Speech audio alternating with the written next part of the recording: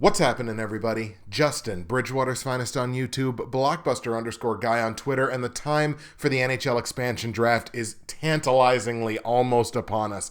On Sunday, the protection lists for the expansion draft went live at 10:30 a.m. Eastern Time. It was supposed to be at 10 a.m. Eastern Time, but I got to assume one of two things either happened. Either there was one team that was not compliant, and who knows, they could lose a draft pick or something down the line if their lists weren't compliant, or they just had an intern get the briefcases mixed up a la the Oscars. In any case, 10:30 a.m. Eastern is when the Protect lists went live on Sunday, and ever since then, hockey fans from around the world have been pouring over those Protect lists and mock drafting, I should say, their Vegas Golden Knights roster based on who has not been protected, and we are about to join that fray as well. We're going to go through each and every team, and we're going to make our selections based off of the players that are available. Now, obviously, as you've been hearing, there have been some deals that have been cut.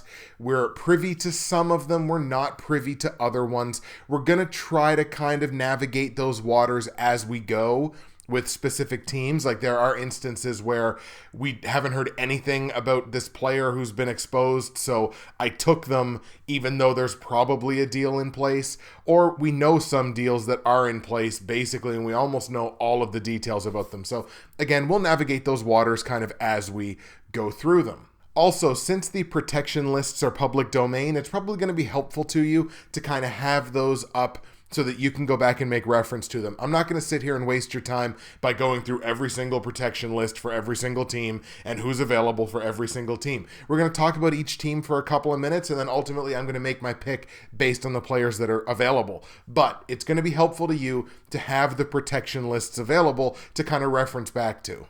And if you're unfamiliar with the metrics that we're aiming at here, just to give you a little bit of background for the expansion draft, these are the qualifications that Vegas has to fulfill by the end of the expansion draft, and I held myself to these same expectations. They've got 30 picks. They got to make one pick from each and every team, which would include a free agent signing if they happen to sign a free agent between now and I think there's a cutoff time, either Tuesday or early Wednesday morning.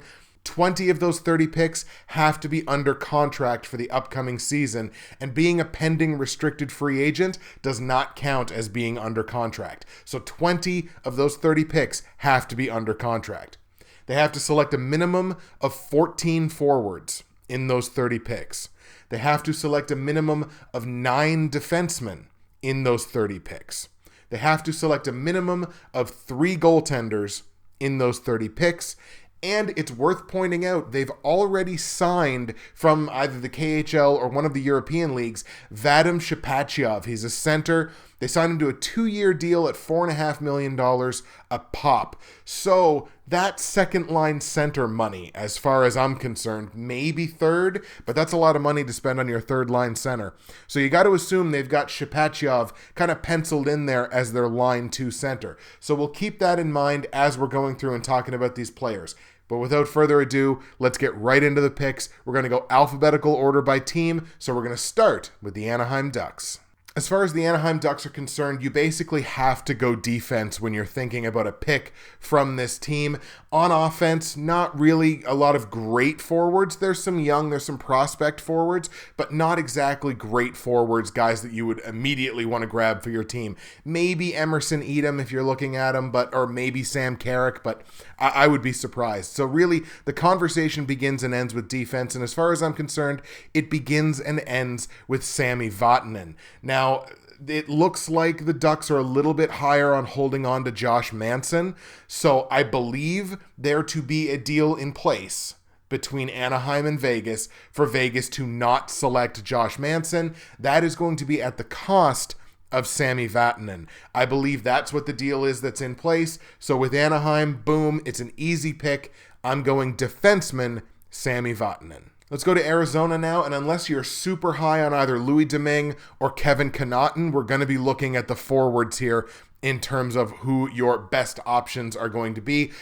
Arizona's got a number of restricted free agents, so a number of possibilities there that you could either get in the expansion draft or you can sign them prior to the expansion draft. That's right. With their free agency window, they can negotiate with unprotected, restricted free agents and come to an agreement with them prior to the expansion draft. So it is entirely possible, but with the forward core that I'm looking at here in Arizona, my pick is going to be Alexander Burmistrov. He's only 25. He's a restricted free agent right now. He's a center. You still have control over him if you take him. He's only a $1.55 million cap hit, at least from last season. He had a good season last season in terms of his output. I really like taking Burmistrov here as a solid third-line center, fourth-line center, 13th forward kind of thing. I really like the upside here that you can get from Alexander Burmistrov. Talented player, young player. You should still have him for a number of seasons. Sign him to a decent extension in the offseason. Alexander Burmistrov is my pick from Arizona. Now we come to the Boston Bruins, and this is where we get our first really interesting scenario, because the player on the available list that jumps out to me right away is Malcolm Subban, 23-year-old. He's a goaltender. He's a pending restricted free agent. They could potentially sign him prior to the expansion draft. Malcolm Subban is the name that jumps out at me. But as we keep going through this process, that winds up being a little bit of a problem for us when we get to the end, simply in terms of contracts for 2017-2018. As Subban is a pending restricted free agent, that counts against the 20 out of 30 contracts that we have to have for the next season. So they alleviate that if they sign him prior to the expansion draft. But we're going to skip over Malcolm Subban, even though in my heart of hearts, Malcolm Subban is the player that I want. We're going to skip over him. We're actually going to go defense again on the Boston Bruins. I thought a little bit about going after Alexander Koklachev, who's not actually in the NHL, but they would have his rights if they wanted to grab them. Because the other options from Boston, I mean, Matt Bolesky, Jimmy Hayes, they didn't have great seasons. They're a little bit older. The cap hit's a little bit bigger. They might take a look at maybe Tim Shaler. I'd thought about Koklachev, but we're going to go defense, and we're going to grab Colin Miller, 24-year-old defenseman, only $1 million cap hit. He's still under contract. He's going to be an RFA at the end of next season. You have control over him. It's a low cap hit. He can contribute to your NHL lineup. So I'm going to grab Colin Miller, defenseman from the Boston Bruins. The Buffalo Sabres are up next, and the Buffalo Sabres offer us the opportunity, the same opportunity that Boston offered us, to grab a young backup caliber goaltender. That's exactly what we're going to do from Buffalo. We're going to grab 23-year-old Linus Ullmark. He's only a $750,000 cap hit. He's under contract until the end of 2019, at which point he's still a restricted free agent. So from a contract standpoint, that's the guy to grab. There's really nobody on defense worth taking a look at. I mean, like Zach Bogosian's up there at the top, but he had a terrible season. He's had a terrible last couple of seasons, and at a $5.1 million cap hit, that's not worth it. I'd thought a little bit about Matt Molson. He's under contract until 2019. He's an excellent player. And William Carrier is a 22-year-old left winger, under $700,000 on the cap hit, still an RFA at the end of next season when his contract comes up. So it was really tempting to take William Carrier, and he's been successful at the junior levels and has NHL experience. But I'm going to go ahead, I'm going to grab my backup goaltender here from the Buffalo Sabres and take Linus Ullmark. Next stop, Calgary Flames, and I want to stop here for a second to reiterate, I full well believe, as you know if you watched my video from a couple of days ago talking about free agency, I full well believe that the Vegas Golden Knights are going to sign Michael Stone as an unrestricted free agent in this free agency window that they have. I full well believe Michael Stone is going to be a member of the Vegas Golden Knights, but we're running on the assumption that they don't make any free agent signings. So if they don't make any free agent signings, who do they take from Calgary? Calgary offers up a great opportunity to grab a young scoring forward, and there's a number of them that you could potentially grab. You're talking about Hunter Shinkaruk, Emile Poirier, Freddie Hamilton. They're all restricted free agents until the end of next season. Lyndon Vay and Alex Chason are both restricted free agents right now, so they're pending RFAs. They could potentially be signed in this free agency window. Right, for me, it was between Alex Chason and Hunter Shinkaruk, and I went Hunter Shinkaruk, and here's why. It's not just the age. Shinkaruk is 4 years younger. It's not just the age. It's the fact that Shinkaruk is still under contract for next season. And again, that comes into play with your 20 out of 30 contracts that have to be under contract for the upcoming season. The only reason I didn't go with Alex Chason, who I argue is the better player, Hunter Shinkaruk is the one that's under contract. Now, they can alleviate that if they, for whatever reason, signed Alex Chason in this free agency window. They alleviate that because then, boom, he's under contract. But again, where we are trying to stick as close as we can into the realm of reality as it is right now, I went Hunter Shinkaruk because he's under contract for next season. We go to Carolina now, where I'm going to assume that most Hurricane fans are just begging the Vegas Golden Knights to fix their goaltending situation, as they've got Cam Ward and Eddie Lack, both with decent cap hits, both available. I don't think Vegas is going to acquiesce to that. I don't think there's a deal in place. We haven't heard anything really about a deal being in place with Carolina. So really what we're looking at here is not a lot of great options. You've got Klaus Dahlbeck on the back end. He's only 25 years old, $850,000 cap hit, still under contract to the end of the 2018 season. That was a tempting option, especially when I was looking at, do I want more defense or more forwards? I didn't ultimately go with that. It came down to being between Andre Nestrasil and Joachim Nordstrom for me. Nordstrom's the bigger cap hit at 1.275, and he's under contract for next season, which was tempting. At the end of the day, I ended up going with Andre Nestrasil. A little bit cheaper. Nestrasil's results in the NHL at the NHL level have been better than Nordstrom's have been. He's a bit cheaper. You can sign him to a contract that's probably going to be relatively comparable to what Nordstrom's cap hit was going to be anyway. Last season, Nestrasil made just over $900,000 at the NHL level. I went with Nestrasil just based on NHL track record. So Andre Nestrasil, center from the Carolina Hurricanes, is my pick. Chicago's going to be like Anaheim. It's an easy one. There's a trade that's in place that basically leaked. Vegas is going to get Marcus Kruger, basically taking Marcus Kruger's cap hit and saying, we will leave Trevor Van Riemsdyk exposed.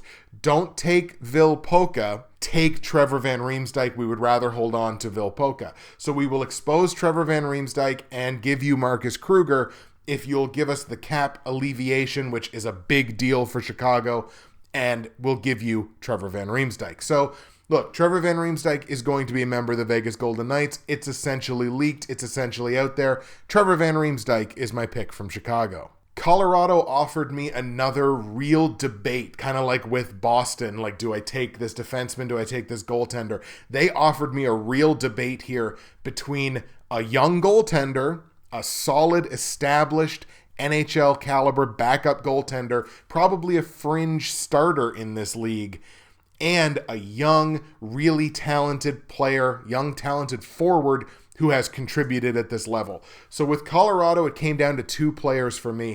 It was Calvin Pickard in goal or Mikhail Grigorenko at forward. Grigorenko had a good season last season. Calvin Pickard spent time as the team's starting goaltender when Varlamov got hurt. I'm shocked, quite frankly, that Colorado protected Varlamov and didn't protect Calvin Pickard. I would have thought they would have exposed Varlamov because Vegas is not going to take that cap hit. What I'm going to do is I'm going to make them pay for that, and I'm taking Calvin Pickard, a 25-year-old goaltender, still under contract to next season, which is, again, a big deal. His cap hit's only $1 million. He's a legitimate backup goaltender in this league who could step into a starting role if there was an injury. Calvin Pickard is my pick from Colorado, although it was really tough to pass up on Mikhail Grigorenko. The Columbus Blue Jackets are another one, and there's a couple of talking points with the Blue Jackets. Number one, if you watched my video from a couple of days ago, I firmly believe the Columbus Blue Jackets will be losing Sam Gagner. I think Vegas is going to step in and sign Sam Gagner as an unrestricted free agent. If they don't do that, apparently there's a deal in place where Columbus's first round pick has gone to Vegas for assurances that they won't pick. It was a handful of players. It was Eunice Corpusalo in goal. I believe Jack Johnson's name was in there on defense. Josh Anderson. So basically for the assurance that Vegas would pick either Matt Calvert, William Karlsson, or somebody else. Maybe Zach Dalp, but I can't remember who the third one was right off the top of my head. Maybe Scott Harrington as well. If we assume they don't sign Gagne and we assume that trade has gone through, there's no reason in the world not to take William Karlsson here. William Karlsson is a bona fide third-line center in this league, has the potential at only 24 years old to be a second-line center in this league. He's only $1 million cap hit. He's still an RFA at the end of next season. In my opinion, there's no reason not to take William Karlsson here. So from Columbus, William Karlsson is my pick. The Dallas Stars offered me a conundrum that actually wasn't interesting in the least. It was more annoying than anything else, to be perfectly honest. There's not a lot to pick from here. People are talking about Cody Eakin, like, oh, Cody Eakin's available. I can't believe they didn't protect Cody Eakin. He's a $3.9 million cap hit for a team that's already got a second-line center, like we just talked about in Shepachyov. So, did I pronounce that? Did I butcher that last name? No, Shepachyov. That's about as close as I'm probably going to get. So there's no reason to take Cody Eakin. Not with that cap hit, not when you've already got a second-line center basically on your team, and especially if you take William Karlsson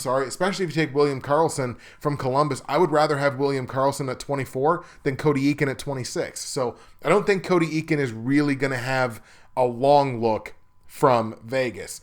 Honestly, I think it's probably going to end up being one of those young defensemen, although there's rumors out of Sweden that there's a deal in place for Vegas to take Kari Lehtinen, and I'm thinking, why the hell would you do that?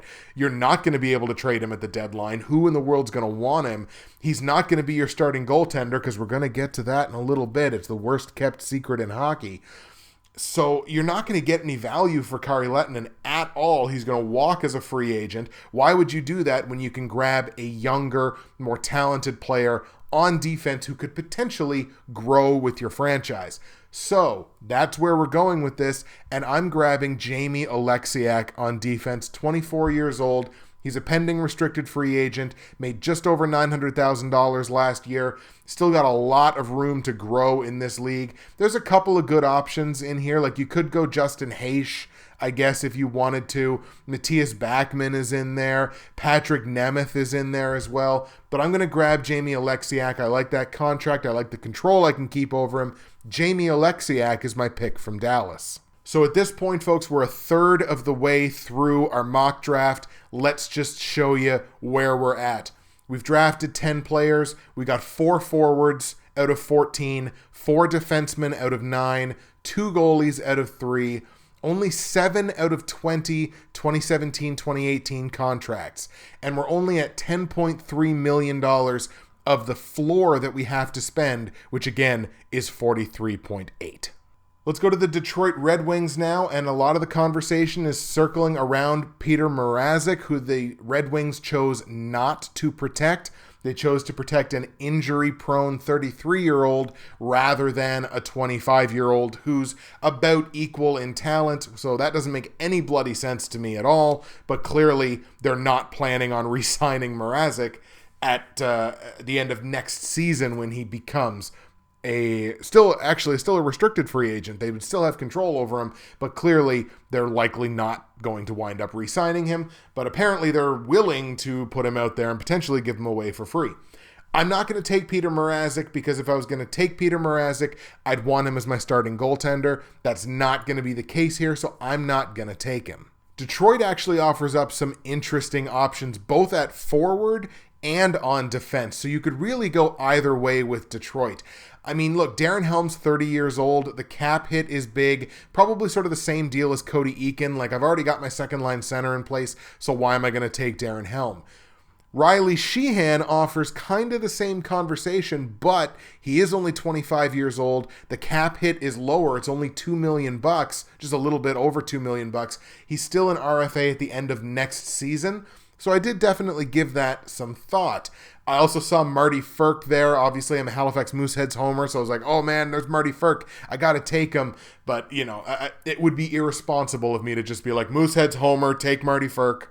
Quite a bit was made of the fact that the Red Wings did not protect Xavier Ouellet. Didn't find some way to protect Xavier Ouellet. And we haven't heard anything in terms of conversations between Detroit and Vegas for them to not take Xavier Ouellet. He's only 23 years old. He contributes at the NHL level. The cap hit was not crazy at just over $700,000. That's the guy I'm taking from this team. Xavier Ouellet is my pick from the Detroit Red Wings. Let's go to Edmonton now, where the Oilers are honestly in pretty good shape in terms of who they protected, who they didn't protect in the expansion draft, and on their protect list. They're honestly in a pretty good place. I'm going to try to pronounce this name correctly, but I'm pretty sure I'm going to get it wrong. Jujhar Khaira. I know I butchered that, and I apologize. But they just re-signed him to a 2-year deal. They then proceeded to not protect him, and we'll get back to that strategy when we talk about Montreal and how I want to kind of choke Marc Bergevin right now. They re-signed him. They didn't protect him in the expansion draft, so he is available. He's become a bit of a popular pick. Ditto with Iiro Pakarinen. He is a popular pick as well. He's under contract through the end of next season, at which point he is still a restricted free agent. But I'm going to go defense with the Oilers. Although I like Laurent Brossoit in goal, but his numbers just don't justify taking him. I'm going to go defense here, and it's going to be another pending restricted free agent. But Griffin Reinhart has gone from virtually a blue chip prospect to somebody who at 23 years old, they're not even going to protect in the expansion draft, which to me is a little bit crazy. He's got some NHL experience. He's played about 40 games, I would say, at the NHL level over the last couple of years. So a little bit of NHL experience. Look, he's not developing the way they want him to. A change of address could be exactly what the doctor ordered for a player like Griffin Reinhart. So I'm going to grab him from Edmonton. Since there's no rumors about not taking him and they're going to offer him up for free, why not? Griffin Reinhart is my pick from Edmonton. Let's go to the Panthers now, who gave the world a little bit of a scare when it leaked that they were going to protect Roberto Luongo instead of protecting James Reimer. Ultimately, they went the other way, the way I thought they should have, and protected Reimer. Had they not protected Reimer, even though the player that I ultimately took is there, I would have taken James Reimer, because you can't ask for a better backup goaltender or a better guy in the locker room. You can't ask for a better player to have on your team than James Reimer. So had Reimer been available, I would have taken him. He's not available. I didn't take him. Nobody really on defense to look at here. We're going to go up front and we're going to grab Jonathan Marchessault. That's probably one of the bigger surprises, is that they didn't protect Jonathan Marchessault. He's still under contract to the end of next season, at which point he will be an unrestricted free agent. So you still got him for this season.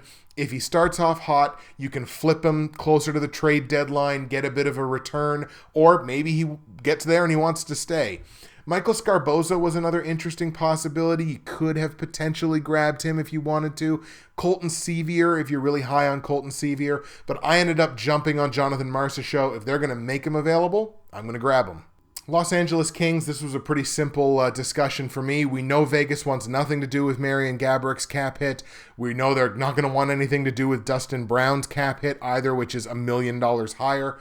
I think the only option from the Los Angeles Kings is defenseman Braden McNabb, 26 years old, still under contract to the end of next season, at which point he'll be an unrestricted free agent.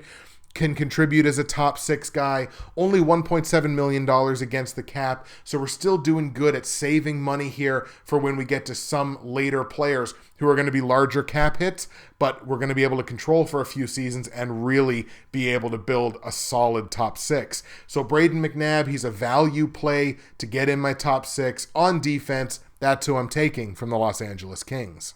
Let's go to the Minnesota Wild now, which is another interesting conversation because you look at their exposed list and the name that jumps right out at you is Matt Dumba, 22 years old, potential stud defenseman. Marco Scandella is there as well, 27 years old, only a $4 million cap hit, really not that terrible for a top 4 defenseman, and he's under contract until 2020. That's an easy contract to move.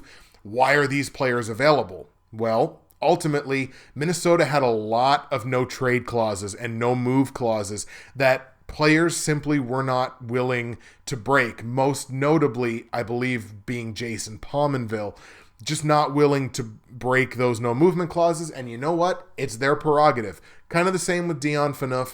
It would be better for the team to do it, but it's their prerogative. They got the no movement clauses. It's part of the game. It's part of the contracts. They're under no obligation to give them up. So they didn't do that, and Minnesota has exposed some really good players. My understanding is that there is a deal in place between Minnesota and Vegas involving Minnesota's first-round draft pick in order for the Vegas Golden Knights to not take Matt Dumba. That's my understanding, and probably Marco Scandella as well. Just don't take either of those two players. And in return, Minnesota exposed Eric Staal. Hello, top line center. So we're going to grab Eric Staal. He's only 32 years old, which is not ancient in hockey. The cap hit is phenomenal, $3.5 million. That's no problem at all. He's under contract until the end of 2019. That's the player that you take. You have to assume that the deal that's in place between Minnesota and Vegas is protection of Matt Dumba and Marco Scandella in exchange for the first round pick, probably plus, and exposing Eric Staal. Eric Staal, I firmly believe, will be a member of the Vegas Golden Knights. That is my pick from the Minnesota Wild. Halfway home, folks, we've got 6 forwards, 7 defensemen, 2 goaltenders, 10 of 20 under contract. We've spent $16.3 million. We have to get up to 43.8. We're on good pace. Let's keep going. Let's go to Montreal and let's have a conversation. Is it fair at this point to call Marc Bergevin an idiot savant? Because he makes some moves that are incredible. I can't tell you how excited I was over the Jonathan Drouin trade. Because look, the draft picks, I don't like giving up a second round draft pick, but the only way we give up a second round draft pick is if Sergachev doesn't play 40 games next year. Sergachev's going to play 40 games next year. He's ready for the NHL now. He's going to play 40 games next year, like regular season and playoffs. If Tampa makes the playoffs, that's a lock. And in return, we got Jonathan Drouin, exactly the player that we needed. French-Canadian, dynamic playmaker, can score goals. Sure, he's undersized, but so was friggin' Martin St. Louis. Like, look, and I'm not saying that those two players are equivalent. What I'm saying is I watched Jonathan Drouin play for years in Halifax. This is the kind of player to get super, super excited about. Tampa Bay gave up on him too early. Montreal can say the same thing about Sergachev. But you know what? Sergachev could, ultimately, I don't think he ever will, but could decide, you know what? I'm going to go home. I'm going to go to Russia. He has the option to do that, and then Tampa's kind of left in the lurch, i.e. Valery Nichushkin with Dallas. But I don't expect that to happen. I think he is committed to North America. But look, they make the Jonathan Drouin trade. I am on cloud 9. They re-sign Charles Hudon. I'm like, great. Charles Hudon's going to be on the team next year. He is ready. And then they leave Charles Hudon exposed in the expansion draft in order to protect Paul Byron. And I love Paul Byron. Paul Byron was like one of the completely out of nowhere breakout stars of last year for Montreal. But he's 28. And Charles Hudon is 22 and ready for the league. And you don't protect Charles Hudon. Like, it's insane to me.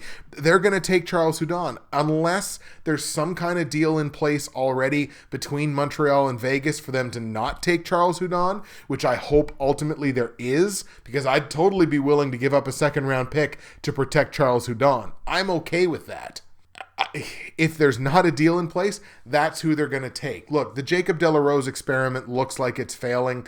I do honestly think that there's a good chance that Alex Radulov ends up signing as a free agent in this window with Vegas, because why would you not back the Brinks truck up to Alex Radulov's front door and say, take whatever you want after the season that he had last season in returning to the NHL?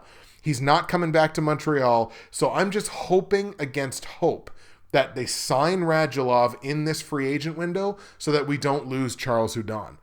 For the people saying, oh, but what about Plekanec? But what about Alex Emelin? That's just a Habs wet dream.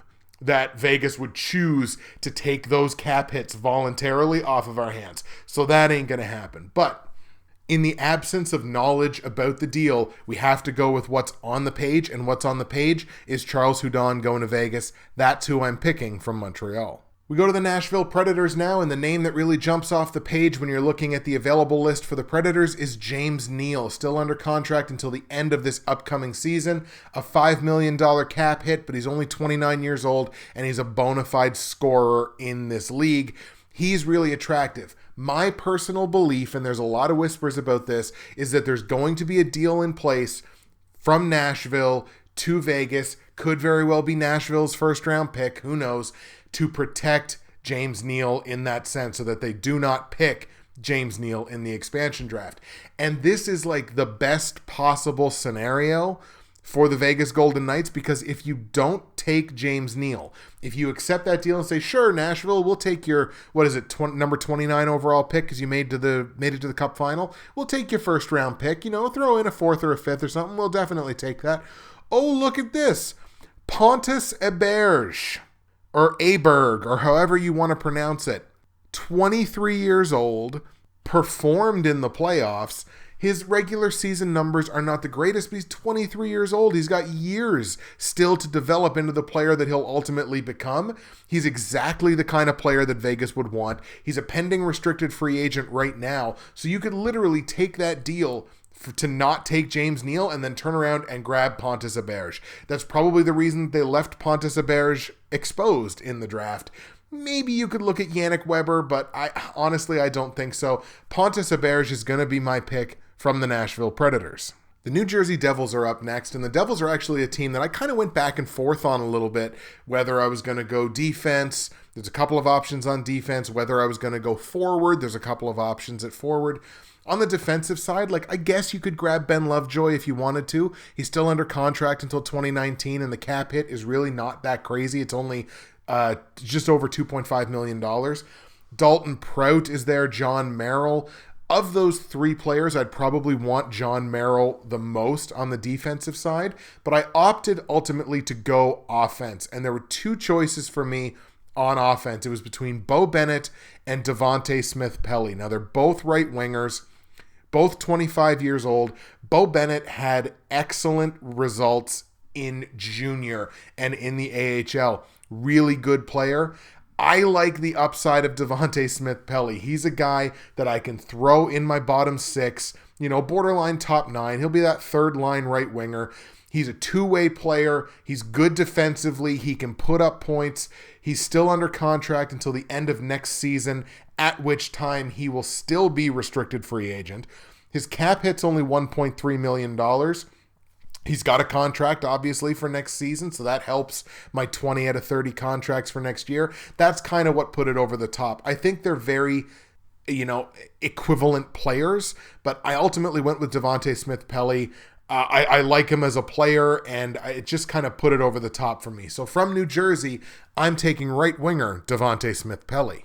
The New York Islanders had possibly the strangest protection philosophy when they put out their protected list. They protected 5 defensemen. And I get why they did it. They're all very talented defensemen, but 5 defensemen. And one of them wasn't even Calvin DeHaan or Thomas Hickey. I think this team has too many defensemen. I'll put it that way.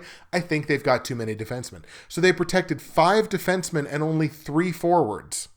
It's an interesting strategy.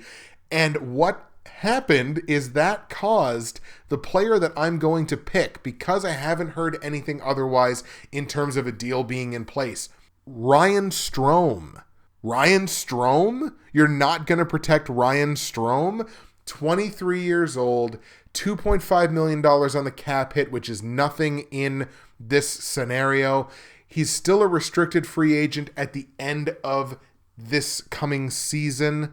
I have to believe that there is a trade in place that Vegas has the Islanders' first round pick. I have to believe that in exchange for not signing Ryan Strome. But I haven't heard anything about it. So I have to take Ryan Strome as the best player available. I'll put a bit of a caveat on that. If there is a deal in place to not take Ryan Strome, I would be taking Calvin DeHaan on the defensive side. He's only 26 years old. He's a pending restricted free agent. Cap hit was under $2 million. I'd be taking Calvin DeHaan as another defensive prospect, defensive possibility on this team, just from the players that are available to be drafted.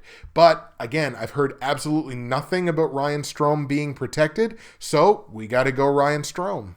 Now, when it comes to the New York Rangers, Antti Ranta as a goaltender is a really popular pick here. Michael Grabner as a goal-scoring right winger is a really popular pick here. But I'm just going to keep beating the drum that I've been beating as soon as this whole thing got announced. Honestly, actually, Adam Clendening on defense would be a popular pick as well. But I'm just going to keep beating that drum for Jesper Fast. I think he's the best player available. They can sign him as a restricted free agent right now in this window. So one way or the other, I think Jesper Fast is going to be a member of the New York Rangers. He's only 25 years old. He produces at the NHL level, $950,000 cap hit last season. They're going to be able to sign him probably for sub 1.5. That's the kind of player that I want on my team. Probably playing there alongside Devontae Smith-Pelly on the third line. Jesper Fast is my pick from the Rangers. 2/3 of the way through, here's an update on the roster at this point. We've drafted 20 out of 30 players, 11 out of 14 forwards, 7 out of 9 defensemen, 2 of our 3 goalies. We're about to get to our third one. Not next, but we're about to get there. 13 out of our 20 players under contract for 2017-18, and we've only spent $20.7 million of the minimum $43.8 that we need to spend. So we're going to go to the Ottawa Senators, and a bit of a surprise here to me that they didn't protect Bobby Ryan. I understand Bobby Ryan did not have a good season last season. I understand that his production has dipped over the last couple of seasons, but you watch how Bobby Ryan played in those playoffs. One of Ottawa's most valuable players in the playoffs. Now, I mean, obviously, we're not going to touch that because it was obviously Erik Karlsson. He's probably the league MVP. But Bobby Ryan played so damn well in those playoffs. He was a player you had to account for every single time he was on the ice. He didn't take a shift off. It shocks me that a player who's under contract until 2022 was left available for the expansion draft when Vegas really doesn't have to worry much about cap hits right now unless they want to spend a ton of money in free agency, which, again, when we get to a certain team, I believe they will. Or if you watched my video from a couple of days ago, you know exactly who I'm talking about. But Bobby Ryan left available with a $7.25 million cap hit. It was a bit of a surprise to me. And the first couple of times I went through and did a mock draft for this team, I took Bobby Ryan because I was like, look, he's a player. He's been a 70-point player before. Not saying he'll ever be that again, but I mean, he could be a 60-point player, 55 points, whatever, playing on the top line. It's a big cap hit, but we're not really worried about the cap right now. So why would I not take him? But ultimately, I guess the money did kind of push me off of it a little bit. I ended up going with the other really popular choice from Ottawa, that being Marc Methot on defense. They did not protect Marc Methot. Instead, they protected Cody Ceci. That's a smart move, by the way, and a good job to do that. But I'll take Marc Methot. He immediately jumps into my top 6, borderline top 4. It's a $4.9 million cap hit, but again, I'm not worried about the cap hit right now. He's under contract until the end of the 2019 season, so I got him for 2 more seasons. Marc Methot is my ultimate pick from Ottawa. Let's go to Philadelphia now, and again, if you watched my video from a couple of days ago, you know that I full well believe that Vegas will sign Michael Del Zotto as a pending unrestricted free agent sometime in this signing window. I think that just makes the most sense for them given who Philadelphia has put up. I think they signed Michael Del Zotto, 26 years old. They can get him probably for under $4 million to play in the top 4. That's who I think they go after. If they don't, to me, the conversation is between 3 wingers right at the top in terms of Philadelphia's cap hit with their available players. Matt Reed, Michael Raffl, and Dale Weiss. Based on track record, I ended up going with Matt Reed. Yes, he's 31 years old. Yes, he's got the biggest cap hit of any of the players. And yes, he's only under contract until the end of the season. But the reason I grabbed Matt Reed is that's going to be so easy to swing that contract at the trade deadline coming up with this coming season, to swing that for picks, prospects, whatever, and you're going to be able to afford to with the other players that we've drafted on the team and the players that we're about to draft. So I grabbed Matt Reed because, look, it's asset management. If I took Dale Weiss, I'd want to hold on to him for a couple of seasons. He's only 28. Same thing with Michael Raffle. The cap hit is the same between those two players, $2.35 million. Dale Weiss has one longer year on his contract. He's under contract until 2020. But ultimately, I went with Matt Reed because I could get the most return for him immediately at the trade deadline. And look, he can slide right into my top 6 and play wing on my top 6 and probably have a pretty good season. But again, I do full well believe that they're going to sign Michael Del Zotto as an unrestricted free agent. In the absence of that, Matt Reed is my pick from Philadelphia. Let's go to Pittsburgh. Marc-Andre Fleury is going to be the starting goaltender for the Vegas Golden Knights. He is my pick from Pittsburgh. There is no other conversation. People are like, oh, what about Brian Rust? What about Tom Kuhnackel? What about Scott Wilson? What about Jean-Sebastien Day? What about Oscar Sundqvist? And, what about Josh Archibald? And, hey, look, Frank Corrado's there. And it's like, really? Like the Frank Corrado experiment? Are we still talking about that? Stuart Percy's there too. Derek Pouliot. It's like, no, it's going to be Marc-Andre Fleury. Marc-Andre Fleury will be the starting goaltender for the Vegas Golden Knights, unless they decide to flip him immediately, which they absolutely could. But as of right now, Marc-Andre Fleury, that's my pick. We've got all 3 of our goaltenders now. They're solidified, and Marc-Andre Fleury is our starter. Let's go to San Jose, and here was one of the real surprises for me too. San Jose, and look, the conversation begins and ends with this team, with this player. San Jose did not protect Michael Bodker, which is a surprise to me because he's a legitimate scoring top 6 forward. His cap hit's only $4 million, which is not crazy. He's under contract until 2020. He's only 27 years old. Michael Bodker's got a lot of good years left in this league. So I'm going to take Michael Bodker because why the hell wouldn't I? I got to assume there's probably a deal in place for Vegas to not take Michael Bodker, maybe at the expense of, say, Barclay Goodrow, or probably maybe Paul Martin, or Brendan Dillon, or David Schlemko on the back end, maybe even Dylan DeMello if they're really high on that player. I mean, you could possibly take one of the goaltenders, but I guess why would you? So I'm sure there's probably a deal in place, but I haven't heard a bloody thing about it. So in the absence of that, why would I not take Michael Bodker? Michael Bodker is my pick from San Jose, and now we're starting to spend a little bit of money. And we're going to keep spending money as we get to the St. Louis Blues. I think the St. Louis Blues are going to they have made available a player that I think would be perfect inside the top 6 on this new team. I'm going to grab David Perron. He's 29 years old, a $3.75 million cap hit. He's only under contract until the end of this upcoming season. So it's a Matt Reed situation. If he didn't want to re-sign, you could flip him at the trade deadline, especially if Vegas is not doing well. Flip him at the trade deadline. You're going to get a decent return for him as he's only 29 as a rental player to a team that's making a run at the championship. The only other player I really took much consideration for was Dmitry Yaskin.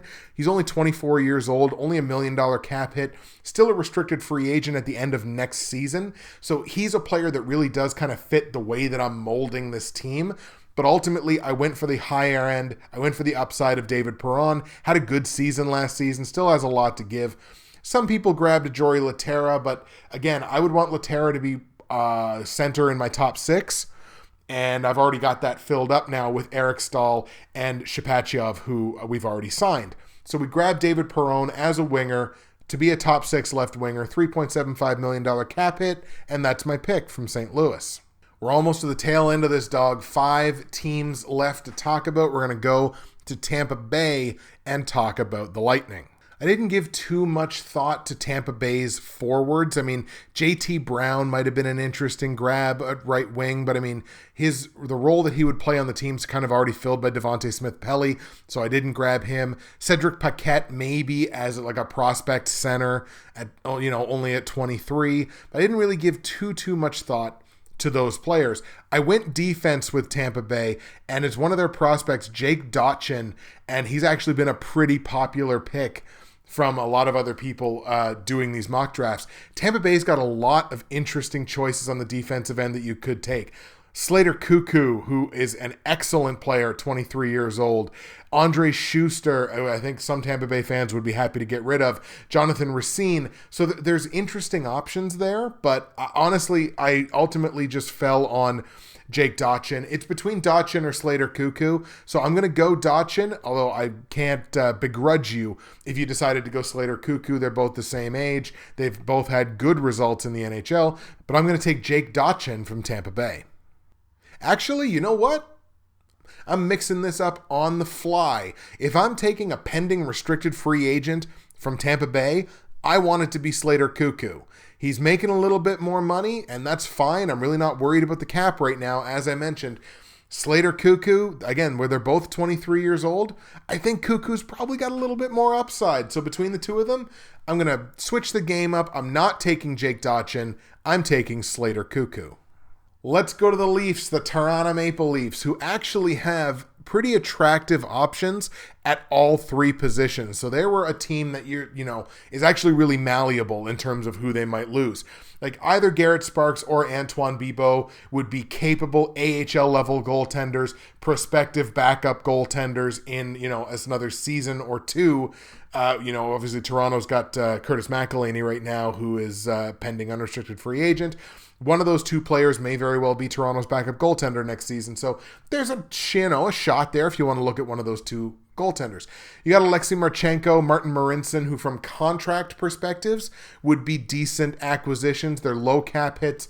They're both signed through the end of next season. They could be decent acquisitions on the back end, but ultimately I went with forward because Toronto has three really excellent young forwards who are available. They're all two of them are pending restricted free agents, those being Seth Griffith and Brendan Leipsic. And both of those players have had really excellent results at the AHL level. But ultimately, I ended up going with Kirby Reichel. He's a year younger than Leipsic. He's 2 years younger than Seth Griffith. The money doesn't really matter. But why I ultimately landed on Kirby Reichel is the fact that he's still under contract. He's under contract next season, and he'll still be an RFA at the end of next season. He hasn't had much in terms of NHL play in the last couple of years. I think like 30 games or something like that. But again, I've got control of him after this upcoming season as a restricted free agent. I don't have to immediately re-sign him now. I can let him play out the last year of the current contract before I sign him up again. He's had excellent results in the AHL. He's had good results in the NHL. I like Kirby Reichel. That's who I'm going to take from Toronto. With 3 picks left, we've fulfilled our forwards with 15. We've fulfilled our defense with 9, and we've fulfilled our goaltenders with 3.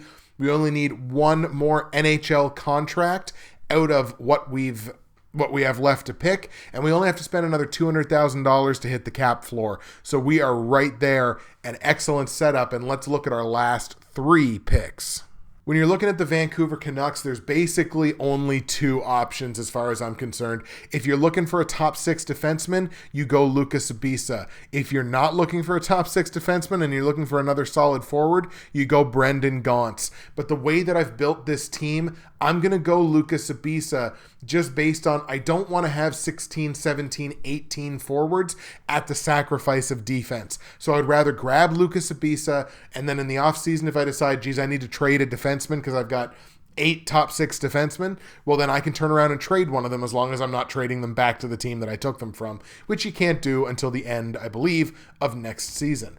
So I'm going to grab Lucas Abisa. It's a $3.6 million cap hit, which is not crazy, especially if he's playing in my lineup every night inside my top 6. He's only 27 years old. He's an unrestricted free agent at the end of this upcoming season. So even if I don't trade him in the offseason, I can flip him at the trade deadline fairly easily, I would think. Maybe retain a little bit of salary, but get something back. So I'm going to grab Lucas Abisa from Vancouver. Now, I'm going to skip over Washington and go right to Winnipeg, and there's a reason that I'm skipping over Washington, which we'll get to when we talk about, but if you watched my video, you already know the reason that I'm skipping over Washington in favor of going to Winnipeg. So, Winnipeg, interesting story here. Toby Enstrom, one of only 2 players in the NHL, along with Marc-Andre Fleury, who voluntarily waived their no movement clause in order to be exposed in the expansion draft. There is no way in hell Vegas takes Toby Enstrom at 32 years old, a $5.75 million cap hit, pending unrestricted free agent at the end of this upcoming season. It's harder to trade that contract. You're going to have to retain more salary on that contract. There's no way they take Tobias Enstrom. They are going to grab, assuming there's no deal in place to protect this player, which I don't think there is, Marco Dano, 22-year-old center, only making $850K against the cap, still a restricted free agent at the end of this upcoming season, so I've still got control over him for at least 3 more years. He's had NHL success. He's met the 40-70 requirement. He's an NHL player, a bona fide NHL player in my bottom 6. I'm going to grab Marco Dano, young center from Winnipeg.